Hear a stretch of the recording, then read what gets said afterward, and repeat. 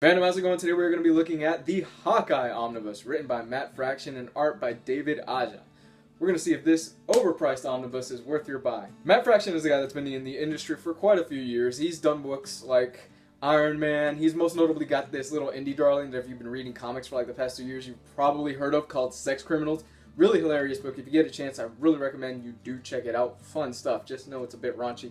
But I digress. Fraction is actually a very solid writer. I've never hated anything that he's written, but at the same time, I've never absolutely loved anything that he's written until Hawkeye. Hawkeye is really the book that really pushed him into the mainstream limelight more than anything else. Now, the Hawkeye Omnibus centers around the character Clint Barton, and it's kind of a slice of life story where you get an examination of what his everyday life is like outside of the Avengers. It's a really interesting tale because it follows him around when he does things for S.H.I.E.L.D., when he does things for the neighborhood, and you get a greater sense of who this character is. It's like he says in the story, where Clint Barton says, yeah, Thor can take a beating, Captain America can take a beating, I take a beating, I'm in the hospital for like 3 months with cracked ribs and things like that, and you do see that at the beginning of this story. It's actually kind of funny. It's a really cool examination of a character that really doesn't get a lot of love in the Marvel Universe, and I'm really excited that Fraction was able to flesh him out a lot more and bring a lot of depth to it. The story also centers around Hawkeye having to deal with this group of people called the Tracksuit Mafia. The Tracksuit Mafia are genuinely hilarious guys because they keep constantly saying the word bro throughout the whole story, to the point where it gets kind of annoying. It's one of those jokes where it gets annoying and then they repeat it so many times that by the end of it you're just cracking up like, okay, you got me. It's a funny bit. It's constantly going out through the whole thing. And the Tracksuit Mafia have actually gone in and tried to take over the neighborhood. And Hawkeye ends up buying the building that he lives in, and he tells him, no, you are not going to take this building. And it kind of starts this whole gang warfare between Hawkeye and the residents of his building and the people in the Tracksuit Mafia. Unfortunately, this isn't a perfect run. I have minor problems with the side character, Kate Bishop, who is the Young Avenger version of Hawkeye, and in fact in the story she is referred to as Hawkeye or Hawkeye. I kind of find her character to be slightly annoying, to be honest. I don't know what it is. I just did not like her character, and the problem with this also is that halfway through the book, the story splits, where you get certain issues that are just dedicated to her character and her story in California, and you get certain issues that are dedicated to Clint Barton and what's going on with him in New York. I found her story to be, it was okay. I just didn't really care for it. I'm like, no, this isn't really that important to me. I mean, I get what you're doing. You're trying to flesh out another character. You're trying to expand upon her, and she is somewhat interesting, but I find her more annoying and apprehensive than anything else. Let's get back to the important story, which is Clint Barton. I came to read about Clint Barton's story, not Kate Bishop. Even though Kate Bishop does have her moments in the story, I was like, alright, well, that was pretty cool. Let's get to the real star of the show here, David Aja's art. David Aja's art is just beautiful. I love the guy's art. It's stunning, really. He is one of the best guys in the industry. He does 9-panel grids like nobody's business. It's just, it flows so well. The action scenes, there is a car chase scene in here that is amazing. It is one of the best car chases that I've ever seen drawn on comics. It's absolutely beautiful stuff. When he's drawing it, it is always on point.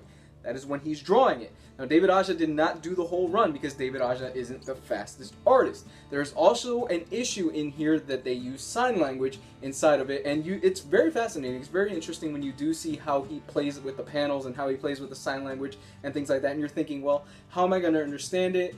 It's a little bit difficult, and I actually saw David Aja's Twitter when people were responding to him. He's like, they said, hey, I don't understand this issue. What's going on in the panel? And he says, well, congratulations, because now you know what it feels like to be deaf.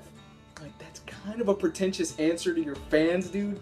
Not really the best thing you want to tell people that are buying your comic that don't understand what you did in a silent issue. Other artists in here include Francisco Francavilla and Javier Polito. Now, they are very talented guys, and they are some of the best in the industry, especially Francisco Francavilla. I love the dude's art. Seriously, if you've never read The Black Beetle or his run with Scott Snyder on Batman, go pick those up.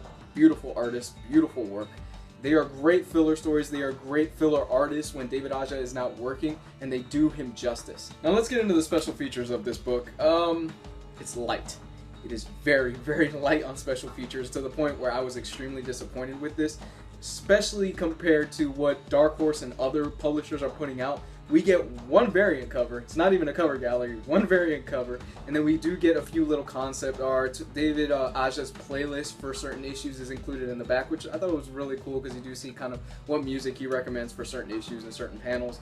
Some sketches, things like that. Really, it's just your standard omnibus stuff. To be honest, it was super light. It's only a few pages in the back, and I was very disappointed, especially for the high price tag that Marvel is asking for this book. Which brings me to my next complaint.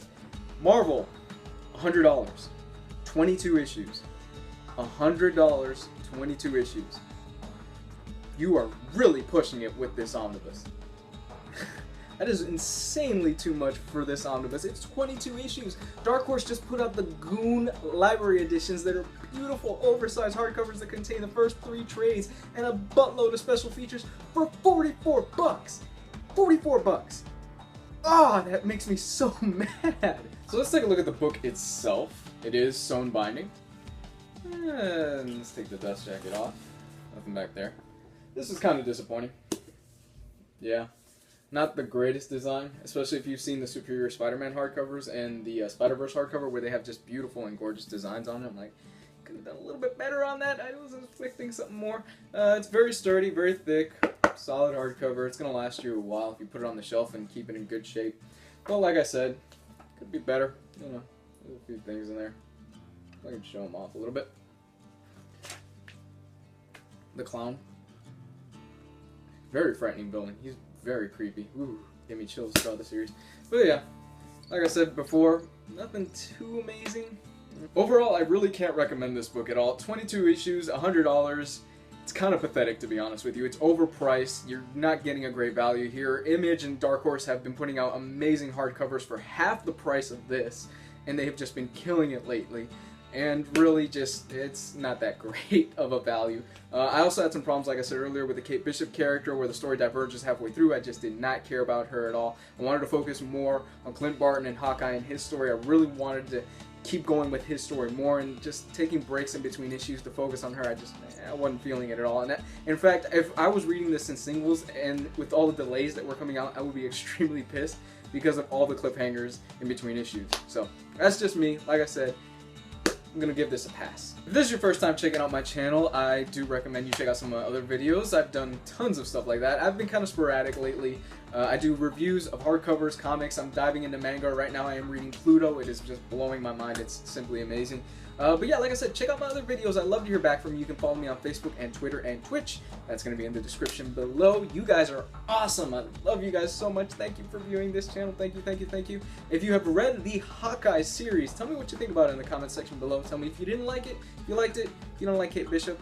Love to hear back from you. You guys are awesome.